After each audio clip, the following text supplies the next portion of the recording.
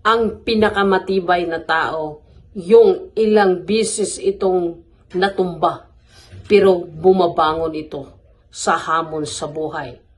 Kahit ano pang kalaban nito, no?